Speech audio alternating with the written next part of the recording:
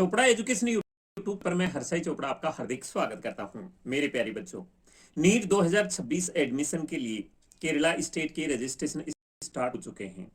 इसकी last date 31 जनवरी 26 है। अभी आप ये बोलेंगे कि अभी नीट एग्जाम लगी नहीं है और नीट 26 के लिए स्टेट के एमबीबीएस बीडीएस एडमिशन के लिए रजिस्ट्रेशन भी स्टार्ट हो गई, ये कैसा संभव है?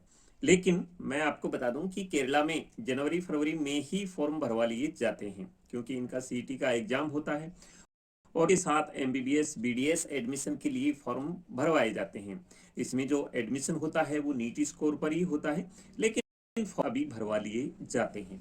अभी एक क्वेश्चन हमारे दिमाग में आता है कि क्या ये एग्जाम लगने के बाद भी फॉर्म ओपन होते हैं? ये एग्जाम नीट का जैसे ही एग्जाम खत्म हो जाएगा उसके 2 4 5 10 दिन बाद में सिर्फ 2 या 3 दिन के लिए स्टेशन केरला के फिर से स्टार्ट होंगे। तो आप उस समय भी कर सकते हैं, लेकिन वो एक शॉर्ट टाइम होता है, 2 या 3 दिन के लिए स्टार्ट होते हैं। कब स्टार्ट हो गई पता नहीं लगता है। इसलिए आप अगर अप्लाई करना चाहते हैं केरला स्टेट के लिए तो आपको अभी से अप्लाई कर देना।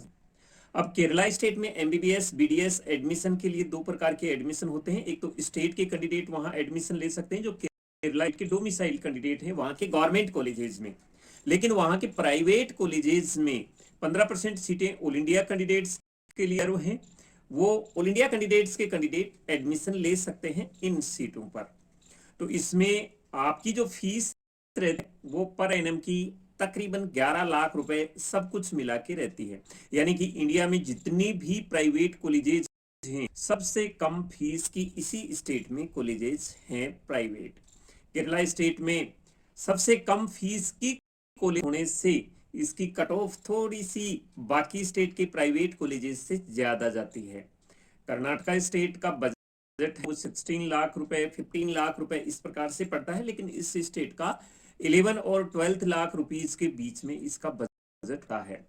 अगर किन किन स्टूडेंट को फॉर्म भरना चाहिए आप ये पूछना चाहते हैं, तो मैं आपको बताऊं कि आप अगर सोच रहे हैं कि अगर मैं इतनी फीस पेड कर सकता हूं, हो सकता है मेरा गवर्नमेंट में हो या ना हो, हम सभी गवर्नमेंट के लिए ही कोशिश कर रहे हैं, लेकिन अगर कुछ नंबरों से चूक जाए, इतनी फीस अगर अफोर्ड कर सकते हैं तो इसके लिए आपको रजिस्ट्रेशन कर देना चाहिए। रजिस्ट्रेशन तो कर ही देना चाहिए, क्योंकि फीस है इसकी मात्र 650 रुपए लगती है। तो आप रजिस्ट्रेशन करके छोड़ दो, अभी आपको और कुछ भी नहीं करना है, ओनली रजिस्ट्रेशन ही ना है।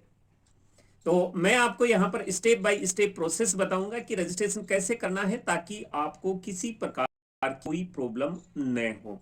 बाकी नेक्स्ट में जो वीडियो आएंगे उसमें जैसे जैसे जिस स्टेट के नीट से पहले रजिस्ट्रेशन होंगे फिल किए जाएंगे मैं आपको बता दूंगा यहाँ पर। तो इसकी वेबसाइट है CEE.kerala.gov.in। जैसे ही इस पर करेंगे यहाँ चूज योर लैंग्वेज में आप इंग्लिश चूज कर लेना। इसके बाद में नीचे यूजी एडमिशन में KEM 2026 ऑनलाइन एप्लीकेशन न्यू यहाँ लिखा हुआ है, इस पर आपको क्लिक करना है। जैसे ही आप इस पर क्लिक करेंगे, अगर आप पहले रजिस्ट्रेशन कर रहे हैं तो रजिस्ट्रेशन हेयर पर क्लिक करना है, या अभी आपने जस्ट 2 4 दिन पहले कर दिया, आपके पास में यूजर आईडी और पासवर्ड है, तो आप कैंडिडेट लॉगिन पर क्लिक करना है। मैं यहाँ पहली बार रजिस्ट्रेशन कर रहा हूँ, रजिस्टर हेयर पर क्लिक करूंगा यहाँ पर। तो यहाँ दिखाया लास्ट डेट एप्लीकेशन की 31 जनवरी 26 शाम 5 बजे तक है, और सर्टिफिकेट आपकी 7 फरवरी 26 शाम 5 बजे तक है। इसमें जो रजिस्ट्रेशन होता है वो 5 पार्ट में होता है। सबसे पहले रजिस्ट्रेशन होता है, एप्लीकेशन फॉर्म फिल करना है, उसके बाद में एप्लीकेशन फीस पे करनी है, डॉक्यूमेंट्स अपलोड करना है और प्रिंट लेना है उसका।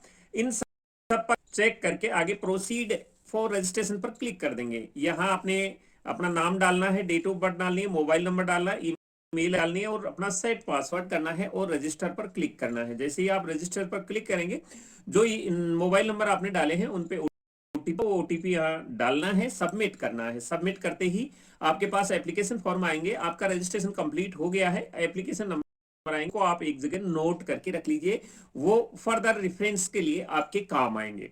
अब इसमें जैसे ही आप रजिस्ट्रेशन पे क्लिक कर दोगे, कार का नेक्स्ट स्टेप आएगा फिल एप्लीकेशन फॉर्म।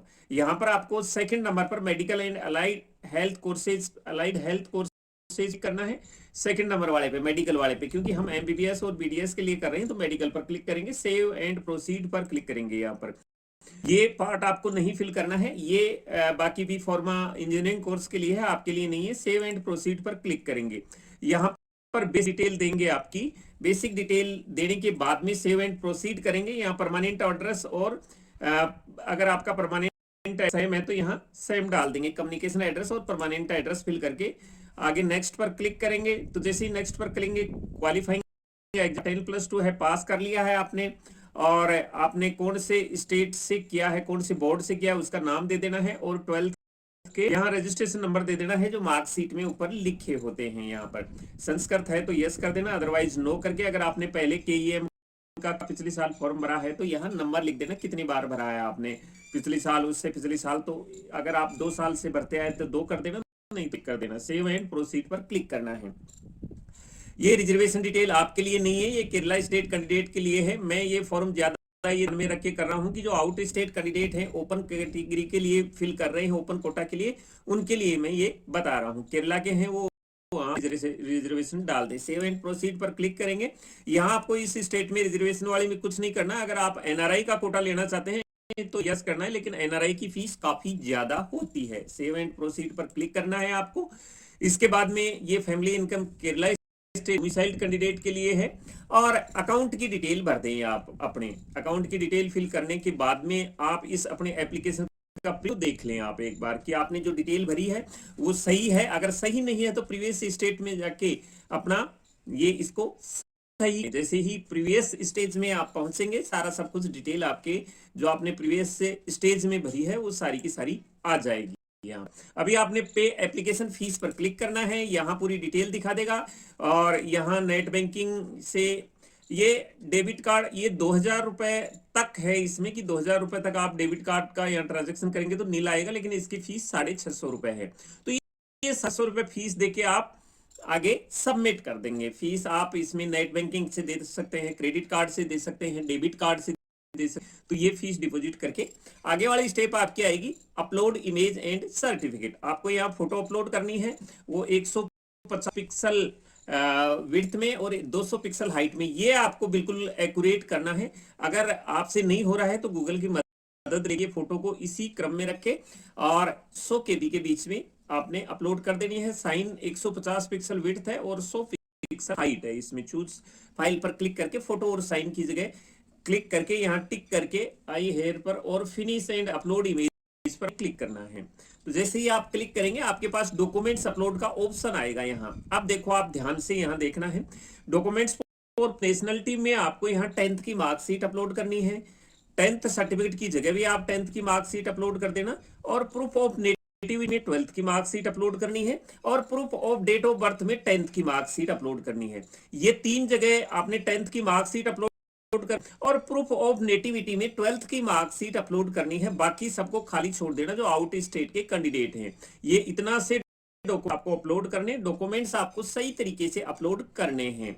जैसे ही आपका एग्जाम हो जाएगा उसके बाद आप एक बार देख लो कि आपके डॉक्यूमेंट्स अपलोड है या नहीं है। अगर डॉक्यूमेंट्स में कुछ प्रॉब्लम आ जाती है तो वो वापस आपको एक नोटिस देते हैं कि आपके डॉक्यूमेंट्स में ये प्रॉब्लम है, दोबारा से इसको री अपलोड करो। तो ये एग्जाम के बाद भी आप री अपलोड कर सकते हैं दोबारा से, लेकिन इनिशियल आपको अभी अपलोड कर देना है ये डॉक्यूमेंट्स। तो यार से ये डॉक्यूमेंट्स अपलोड करने के बाद आप सबमिट करना है। सबमिट करने के बाद में आपका फॉर्म कंप्लीट हो गया है, आपने इसका प्रिंट लेना है। तो ये कंप्लीट हो गया, उसके बाद आप अपनी तैयारी करें। इस फॉर्म को देखने की जरूरत नहीं है, आप एग्जाम के बाद इस फॉर्म को जरूर एक बार चेक कर लें।